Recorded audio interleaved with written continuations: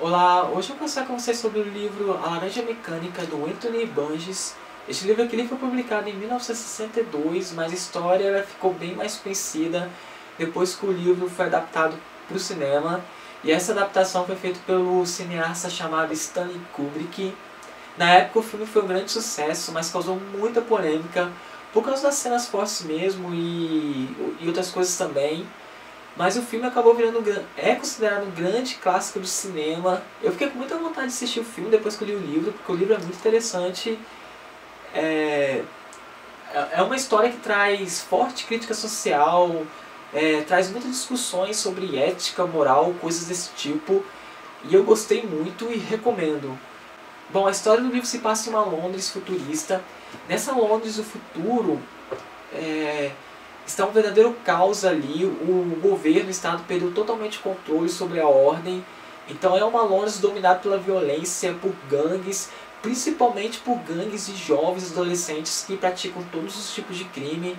Então eles praticam, eles roubam, matam, estupram, brigam. É um verdadeiro caos ali.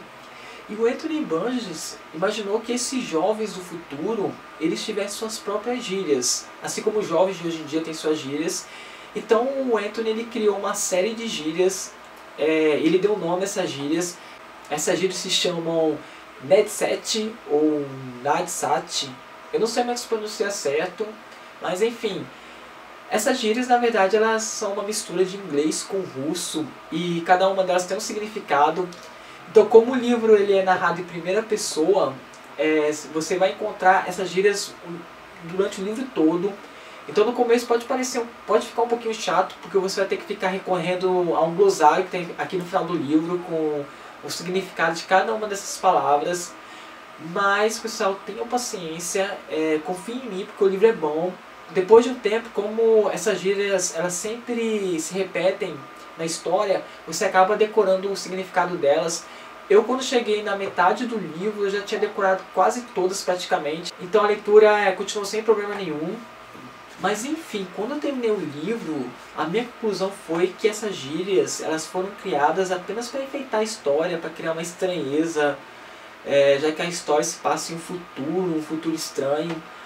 Mas aí eu acabei lendo um extra que tem no final deste livro aqui, que na verdade é um artigo que foi publicado numa revista. Este artigo ele foi escrito pelo próprio autor, Anthony Burgess, no qual ele dá algumas explicações, alguns esclarecimentos a respeito da história.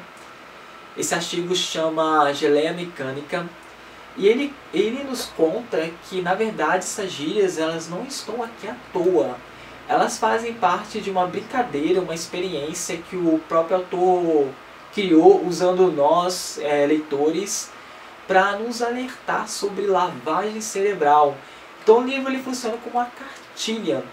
E eu achei isso incrível, eu achei muito interessante saber que a gente também está fazendo parte dessa brincadeira, dessa experiência. E é claro que eu não vou contar detalhes de como é essa experiência e qual o resultado dela, porque vocês vão ter que ler o livro para depois buscar isso daí e saber, que é muito bacana. Então o livro ele vai contar a história de um rapaz chamado Alex. E Alex ele é a líder de um desses grupos de jovens delinquentes. E a primeira parte do livro, o livro na verdade ele é dividido em 3 partes. Então na primeira parte vai contar a história das aventuras desse Alex lá, cometendo todos os crimes que vocês puderem imaginar. Só que em um determinado momento o Alex acaba sendo pego pela polícia, ele vai preso. Lá na cadeia ele acaba se comportando bem. E por um determinado motivo ele acaba sendo escolhido para ser uma cobaia para um novo tipo de tratamento. Um tratamento que promete transformar uma pessoa criminosa em uma pessoa boa. E como é que funciona esse tratamento?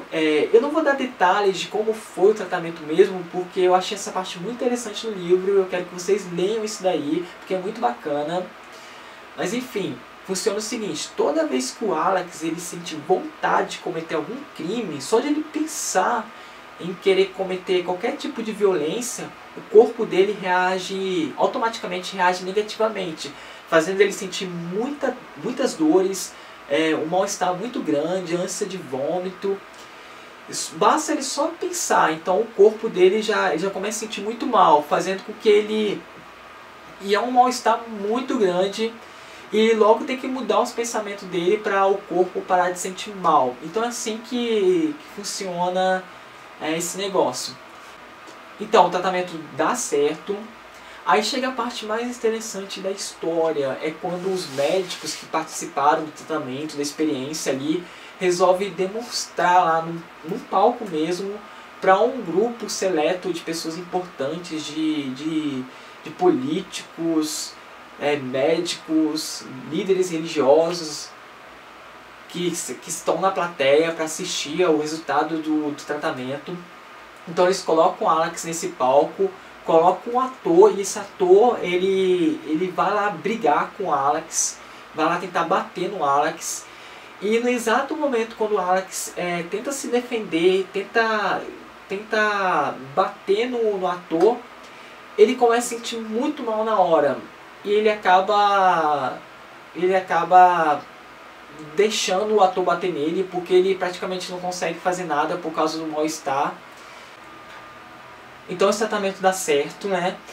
E aí que acaba chegando a parte mais interessante da história. É quando um religioso que está ali no meio da plateia começa a questionar aquilo que ele está vendo.